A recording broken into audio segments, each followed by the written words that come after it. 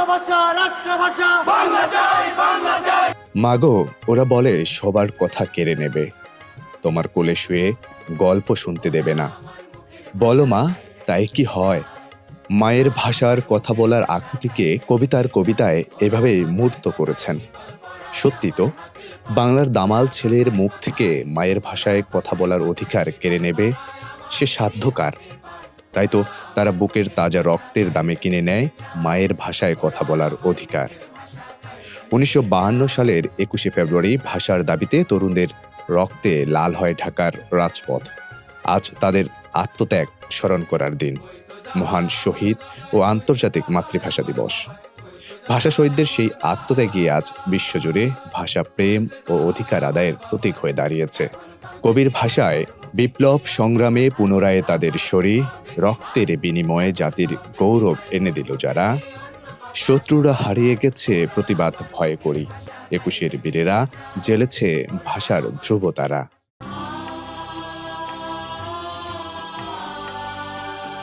ফাগুনের হাওয়ায় দোল খায় শিমুল পলাশ, লাল আগুন রঙা পাপড়ি ঝরে পড়ে পথের ধুলোয়। সেই রঙে মিশে থাকে 21-এর স্মৃতি, রক্তের দাগ, প্রতিবাদের উচ্চারণ, আত্মমর্যাদার শপথ। প্রকৃতির এই রক্তিম স্বাদ যেন মনে করিয়ে দেয় 1952-এর সেই ফেব্রুয়ারিকে, যখন রাজপথ লাল হয়েছিল বুকের তাজা রক্তে। ফেব্রুয়ারির এই দিনে কুয়াশা ভেদ করে ভোর নামে, আলো ফোটার আগেই মানুষের ঢল নামে কেন্দ্রীয় শহীদ মিনারে। 21 এলেই বাংলার আকাশে ভেসে ওঠে খালি পায়ে প্রভাত ফেরি কণ্ঠে, বাংলার আকাশে ভেসে ওঠে শোক, গৌরব আর প্রতিজ্ঞার মিশেলে আমার ভাইয়ের রক্তে রাঙানো 21শে ফেব্রুয়ারি আমি কি ভুলিতে পারি। আর হাতে থাকে লাল সাদা ফুল। We choose Bangladesh to visit for a few days, and it happens to be also this celebration today. কোথায় এসেছো? শহীদ মিনারে। শহীদ মিনারে। 21শে ফেব্রুয়ারির এই দিনত অনেক ভাষা সৈনিক রক্তদান, যেগুলোর আমি সম্মান করি এবং তারারে আমি শ্রদ্ধা জানাই। টেকনাফ থেকে তেঁতুলিয়া, কি সমতল কি পাহাড় পর্বত, প্রতিটি শহীদ মিনারের বেদি প্রতি বছরের মতো এবারও চিরভাস্বর হয়ে ওঠে ফুলে ফুলে। হৃদয়ে গভীর ভালোবাসা নিয়ে আমলা থেকে রাজনৈতিক শুরু করে নানা শ্রেণী পেশার মানুষ, সামাজিক সাংস্কৃতিক সংগঠন, শিক্ষা প্রতিষ্ঠান ও সরকারি দপ্তরের প্রতিনিধিরা সারিবদ্ধভাবে পুষ্পস্তবক অর্পণ করে যথাযোগ্য মর্যাদায় শ্রদ্ধা করে স্মরণ করেন বীর শহীদদের।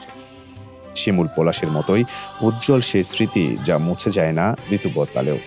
যে দিনটি আজ রাষ্ট্রীয়ভাবে পালিত হয় শহীদ দিবস হিসেবে, সেদিনে বিশ্বব্যাপী পরিচিত আন্তর্জাতিক মাতৃভাষা দিবস নামে। 21শে ফেব্রুয়ারির মূল বার্তাটা হলো গিয়ে পৃথিবীর প্রত্যেকটি মানুষ নিজ নিজ যে মাতৃভাষায় সেই মাতৃভাষায় কথা বলার অধিকার রাখে, তাকে সেই ভাষায় কথা বলার অধিকার দিতে হবে এবং সেই ভাষা যে ভাষায় কথা বলতে চায় সেই ভাষায় কণ্ঠরোধ করা যাবে না।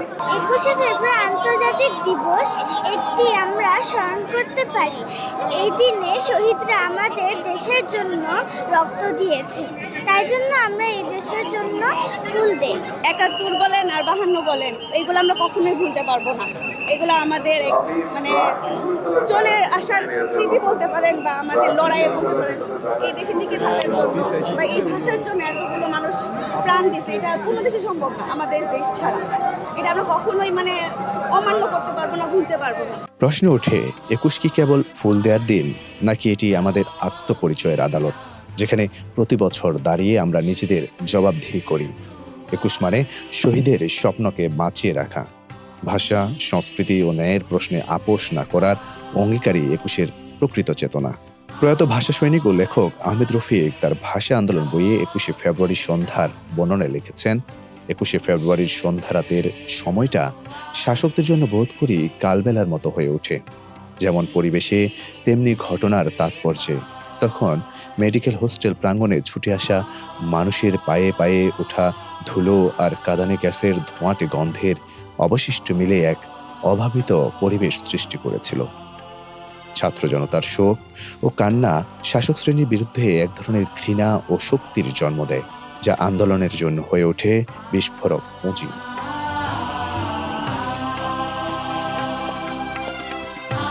সালাম, রফিক, জব্বার, বরকত, শফিউর সহ আরও অনেকের বুকের তাজা রক্তে কেনা মাতৃভাষা বাংলার অধিকার। শায়না শকুনদের চোখ উপড়ে ফেলার দুঃসাহসের নাম ২১। কালক্রমে ৭১-এর মুক্তিযুদ্ধের গৌরবময় পথ বেয়ে স্বাধীন বাংলাদেশের অভ্যুদয়ের মধ্য দিয়ে তার চূড়ান্ত পরিণতি পায়। তাই কেবল মুক্তিযুদ্ধ নয়, পরবর্তী সব গণতান্ত্রিক আন্দোলন সংগ্রামেও ২১-এর চেতনা প্রতিটি বাঙালিকে অনুপ্রাণিত করেছে, প্রতিবাদ ও প্রতিরোধের মঙ্গল প্রদীপ জ্বালিয়েছে।